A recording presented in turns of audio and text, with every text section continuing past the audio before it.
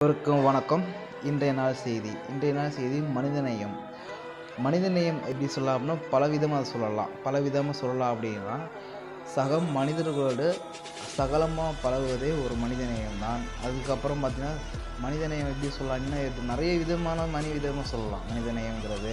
இப்போ எக்ஸாம்பிள் சொல்ல போனால் ஒருத்தவர் அங்கே ரொம்ப கஷ்டப்படுறாரு, ஒரு மூட்டை தூக்கத்துக்கு ரொம்ப கஷ்டப்படுறாரு அப்படின்னா யோசிக்காமல் நம்ம வண்டியை நிப்பாட்டிட்டு அந்த மூட்டையை அவங்களுக்கு ஏற்றி விட்டுறது, அது நம்ம இரக்க மனம் சொல்லுவாங்களா, அந்த மனம் கொண்டதே பார்த்திங்கன்னா ஒரு மனிதநேயம் சொல்லுவாங்க. ஓகேங்களா.